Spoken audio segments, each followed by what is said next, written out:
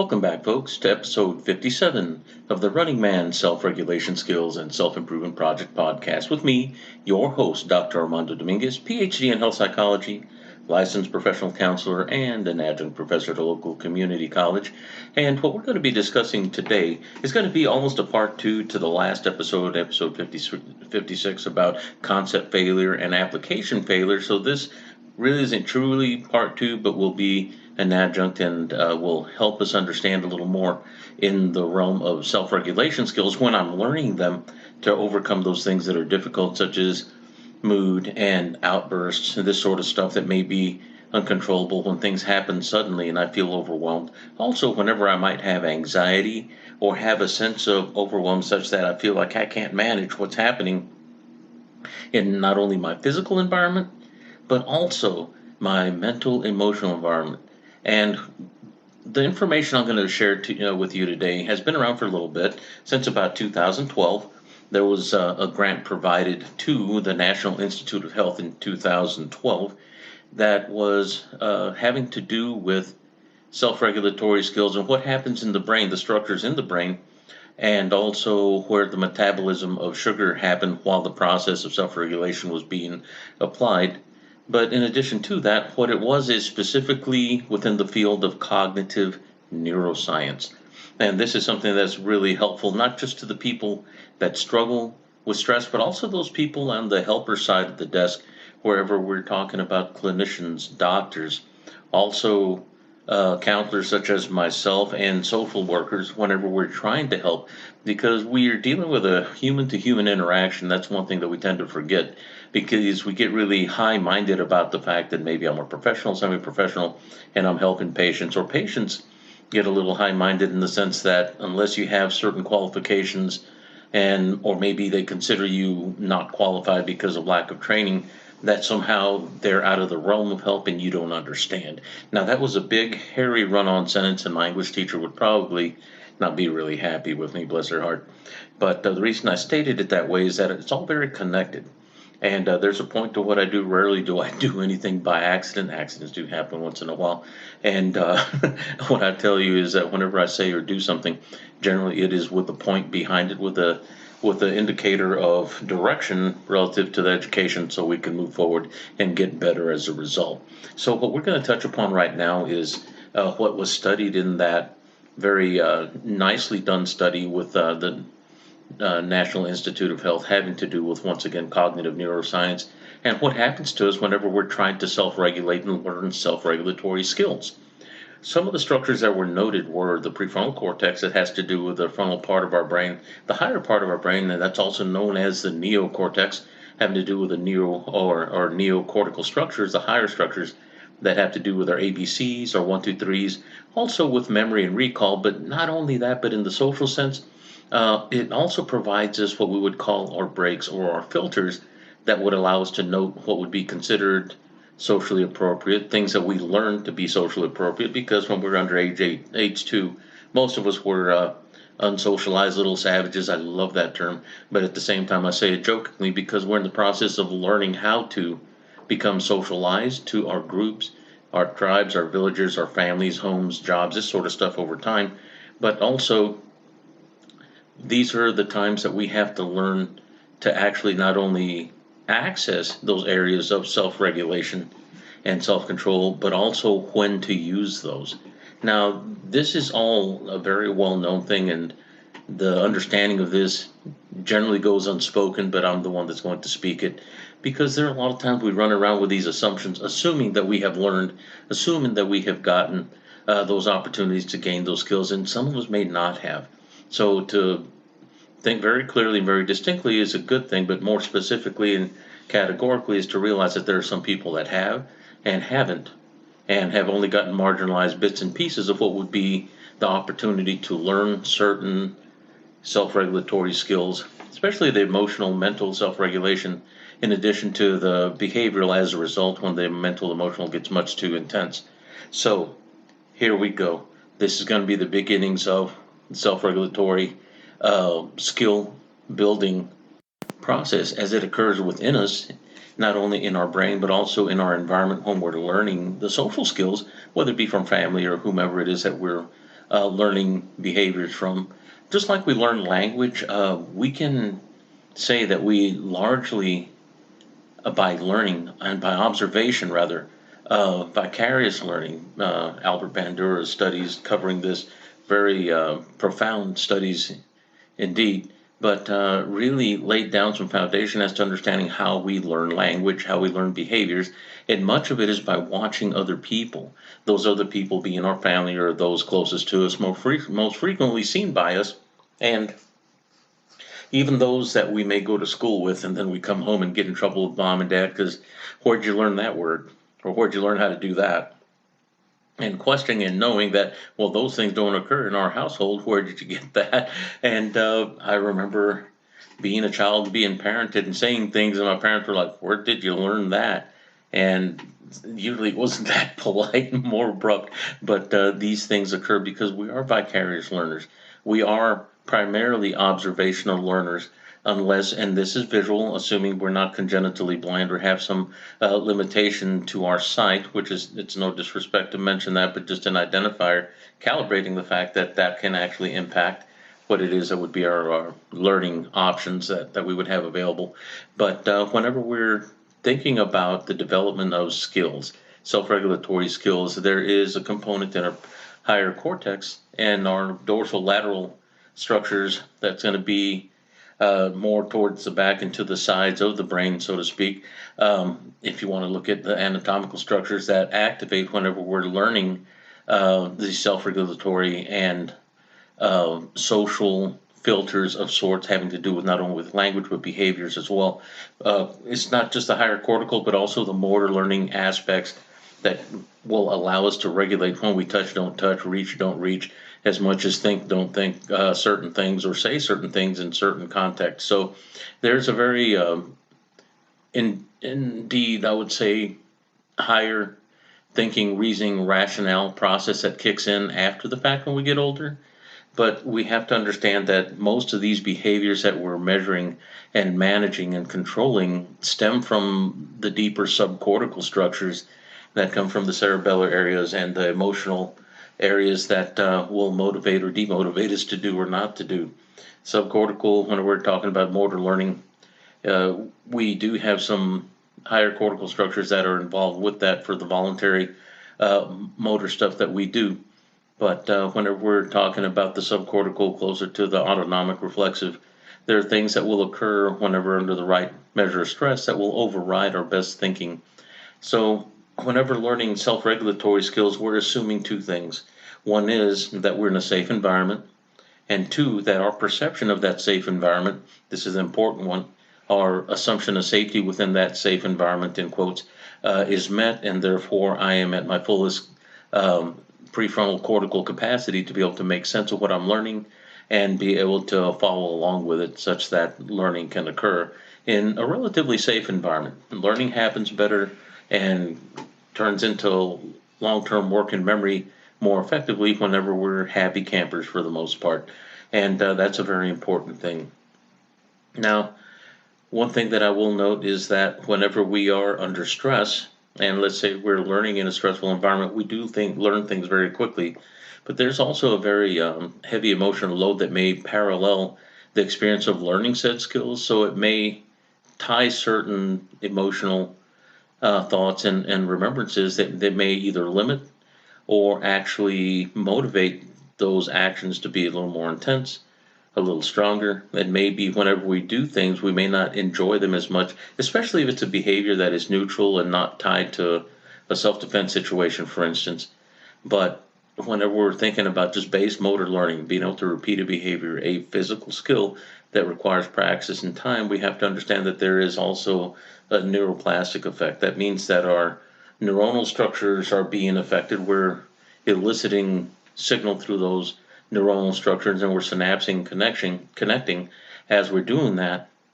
But whenever we have that emotional load, that can also tie those things to traumatic recall, emotional recall. So keep that in mind when we're thinking about this. But for now, whenever we're learning self-regulatory skills, often it is a very academic, higher-minded, reasonable, rational approach to fixing things that happen whenever things aren't reasonable nor rational, possibly dangerous, or I may feel that I may be in danger or at some sort of risk. So it's a far reach to be able to say, here, read this. This is what you do whenever the proverbial feces hits the fan, and then to expect somebody to do that. And it's unreasonable to expect somebody to say, I learned this and it worked whenever it was the worst of worst things. And I'm not saying it can't happen, but it's very unlikely to happen without some sort of practice, not unlike when we go to soccer practice, football practice, baseball practice. We are learning basic skills isolated on a mound, learning how to pitch, learning how to catch, for instance, in baseball. But also over time, you start pressure testing. You start uh, increasing the level of stress and pressure and expectation, but not right away, not to its fullest, or then you'll derail not only the learning, but may also derail a person's ability to want to learn said skills. So once again, we learn better when we're happy campers, and I take that as a quote from Dr. Glenn Morris, the late Dr. Glenn J. Morris, that wrote some of the finest books I've ever read in my life. But the term happy camper, meaning generally enjoying the learning process, it's a very important thing. So we'll keep that on the back burner for now, and it's something that's helpful in learning any skill, much less self-regulatory skills, but it becomes very crucial when learning self-regulatory skills because they're so vital to us becoming more flexible and adaptable in responses uh, to environments that are very stressful or potentially dangerous. So let's shift gears a little bit. So what happens when we're actually learning self-regulatory skills? According to the PET scans, they were noting where the metabolizing of sugars in the blood within the brain itself were happening more effectively at a higher rate versus other areas whenever we were learning self-regulatory skills or when we were remembering things that were maybe a little more negative and trying to apply the new self-regulation behavior or thought pattern, this sort of thing. So most definitely there was activity in the areas that they were hoping. Mostly it was in the prefrontal cortical structure that was in recall of maybe an event that was negative and then trying to not become triggered by said emotion or memory. Now, this just means that they were doing this in a safe setting and also that the blood flow was occurring just by imagination alone, just by the recall alone versus actually being in it. And that was to be expected.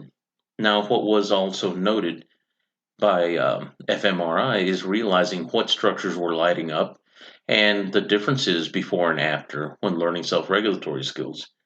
Whenever they realized in the study that yes, there was metabolizing of blood sugars in the noted areas having to do with the prefrontal cortex and learning self-regulatory skills, but they also noted that in the nucleus accumbens and not unlike the amygdala that we do know actually increases in size because of the activity.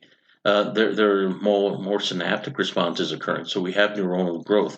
This is the neuroplasticity thing. So that means that our brain actually physically, not just in a conceptual sense, changes in addition to our ability to cognitively hold certain ideas as being useful. It's no longer just a subjective thing, but we're having an objective change as a result of shifting the way we think about things and the way we may try to address them beforehand. In expectation, that predictive mind machine we talked about, an expectation of something that could occur that could be stressful, that would require these self-regulatory skills. So the self-regulation skills, just like any physical motor skill, require repetition and practice. And over time, with a little pressure testing and a little repetition, we become very good at it. Now, just as a parallel idea, whenever we learn how to ride a bike, many people speak the adage of it's just like riding a bike.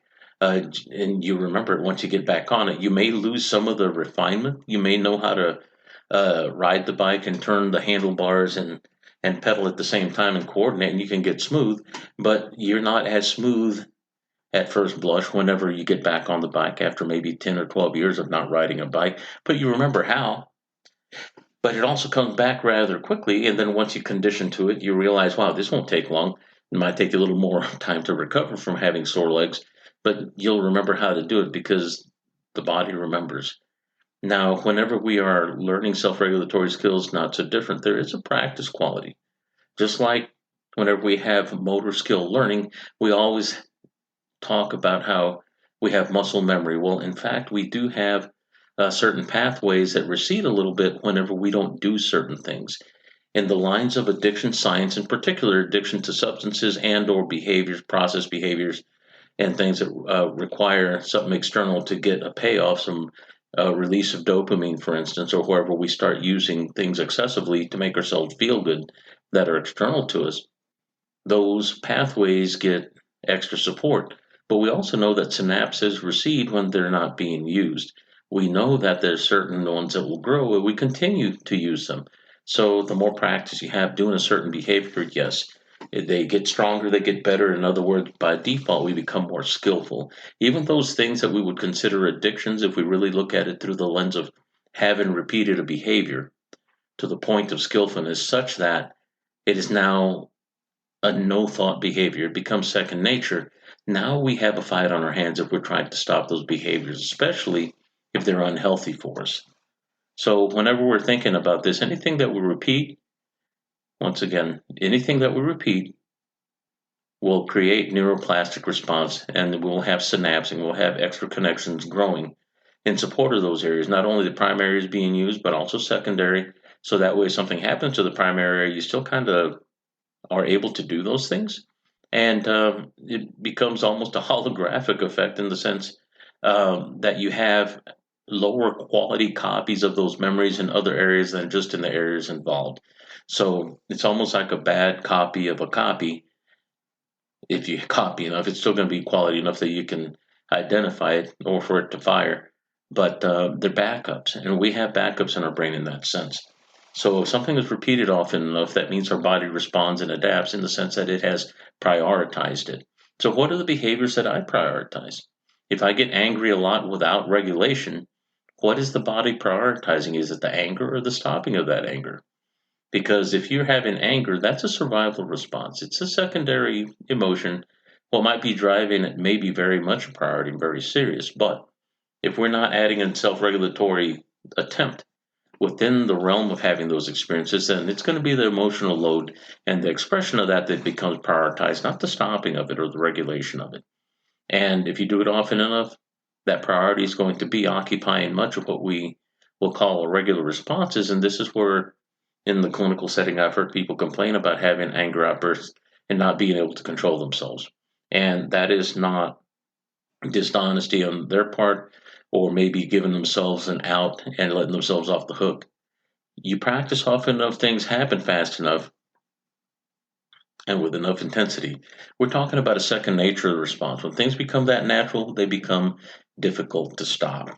So it is not a lack of moral nor lack of ethical necessarily anything that would prevent us from doing that, even though there may be a lack in those two areas. But fundamentally speaking, as the response occurs, if it's fast enough, just like when somebody tosses a ball at your face and your hand goes up before you can even think about it and stops the ball before it hits you in the face, well, that is what we're talking about. Same thing kind of happens with emotions and even our knee jerk thought processes. Whenever we have an emotional response, we're responding from the subcortical bottom up areas, from the emotional and also from the intense primal Paleolithic areas of our brain that are better for survival in harsher settings than in the socialized appropriate settings wherever we follow guidelines and rules that are really just social agreements. There's no anything that even exists that we would call a law other than the words in the books that we guide and support and remember by. But there isn't anything that tells you treat people nice or makes you treat people nice. We just know that at some point these things actually grease the wheels of human interaction, make things smoother, but also it helps us to get along when we're trying to get along to get along, to get more of what we need and be able to allow other people to get what they need and to be able to work more collaboratively and cooperatively together. Now, self-regulation skill is not unlike motor skill, a skill, and there is a learning curve and there is time involved. You can read all the books you want about self-regulation and how to stop anger and how to curb those things that we experience, such as depression. But you have to practice the skills, the breathing that works to help dysregulate the anxiety, so to speak, to stop it in its tracks, requires that you repeat it and use it whenever it's low stakes, whenever it's not high pressure. Don't try to apply them only when it's high pressure. Apply them when it's low stakes, when you're in a better state, so you can encourage the synapsing and the growth of the neurological structure so that whenever you try to do it under stress, it does become easier because you now have some skill behind it. It's not like somebody's thrusting something at you and saying, here, do this, and you've never done before. Well, what do you do with it? You may be holding something upside down and realizing, well, I don't know what I'm looking at.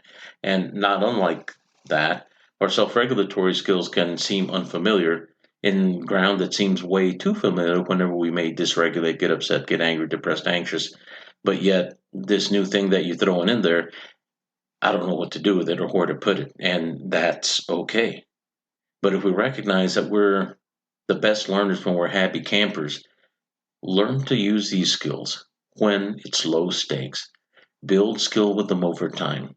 And whenever the time comes, if the time comes, hopefully it won't, that is stressful or tense or even a threatening event, you'll know that you'll have skill and have more wherewithal with which to do, whether it be a breathing exercise, be willing to get up to physically move away from an event or an area that may be causing anxiety, and realizing that you are not obligated to sit or stay there, and you are obligated to make sure that you feel safe, and that may include just walking away. Simple things seem very difficult whenever we have these social schemes that are overlaid that make us feel like if I walk away, someone's going to call me a coward or a weenie or something like that. And those are just words. The reality is, if your heart rate's up and your breathing is changing because your body feels like it's exercising and you're trying to sit still, you're probably not doing yourself a big favor. So, what I'm trying to encourage here is repetition of self regulatory skills, learning them when it's easy, taking time to do those things. You don't have to tell anybody you're doing this.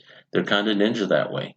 Just practice them so that way you get better when things are stressful. So that way, when they are stressful, you come out feeling better and knowing better. But not only that, but doing better in the sense that you'll allow yourself more options and you'll be less apt to put your choices in someone else's hands and feel like someone else is controlling your life when in actuality, you have all the control. It's in your hands. So for now, thank you for listening today. Certainly been good talking to you. And I'd like to say that the podcast is global and it's all on all the major platforms. We do have it loaded on YouTube as well. And we're continuing to grow throughout the platforms. And I appreciate your all's attention. And please share this with anyone you think may benefit from it. And if you know somebody that won't, give it to them anyway. And that's okay. You can blame it on me. But if you'd like to reach out and send me an email, send it to the email at runningmangetskillsproject@gmail, and I'd be happy to respond to you. And it's certainly good talking to you. Take care. All the best. Walk well.